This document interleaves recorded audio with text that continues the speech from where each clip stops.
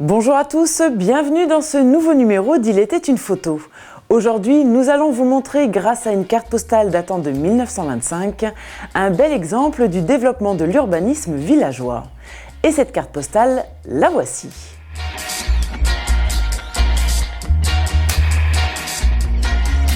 Pour bien comprendre les évolutions de ce quartier, nous allons commencer par sa description. On peut tout de suite apercevoir la Grande Rue en descendant, juste après l'intersection avec la rue Jeanne d'Arc, anciennement rue Longchaume. Cette rue est plutôt étroite car les exploitations agricoles sont d'origine vigneronne, mais elle est déjà passablement urbanisée.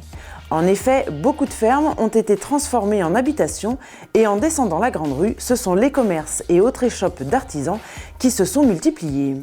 La rue est propre et l'éclairage au gaz, dont on voit encore un réverbère, a été détrôné par l'éclairage, la fée électricité. On passe maintenant à l'explication de cette carte postale. L'histoire de cette rue est plutôt nouvelle et a débuté dans la deuxième moitié du XVIIe siècle, c'est-à-dire après la destruction complète de Romba en 1636, au temps de la guerre de 30 ans, qui, de 1608 à 1648, déchira l'Europe entre protestants et catholiques. En souvenir de quoi, l'un des constructeurs récupéra et fit figurer au-dessus de sa porte d'entrée un cartouche portant une inscription de 1571. C'est celle d'un protestant témoin de la montée des tensions religieuses dès le XVIIe siècle et notamment après la persécution anti-huguenote ayant sévi à Metz l'année précédente.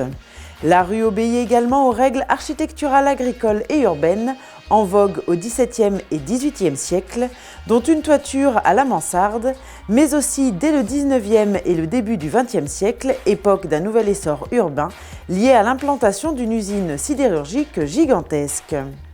L'étroitesse de la rue vient de la vocation agricole originelle de Romba, le vignoble.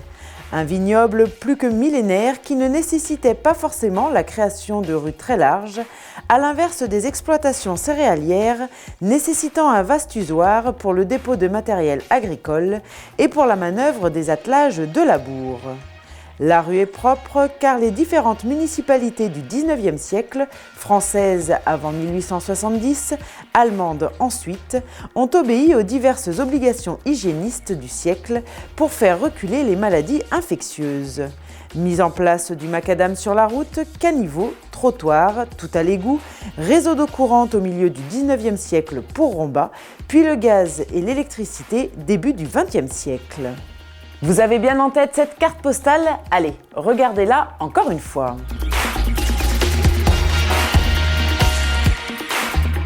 Regardez maintenant cette photo prise la semaine dernière au même endroit.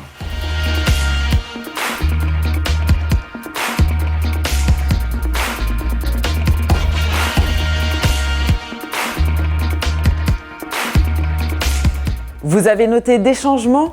Et oui, même si on retrouve beaucoup de similitudes, ce quartier a tout de même évolué en 90 ans. Et des changements, c'est ce que nous continuerons à vous faire découvrir au fil de nos prochaines émissions. En tout cas, ce numéro est terminé. On vous donne rendez-vous prochainement pour une nouvelle émission d'Il était une photo.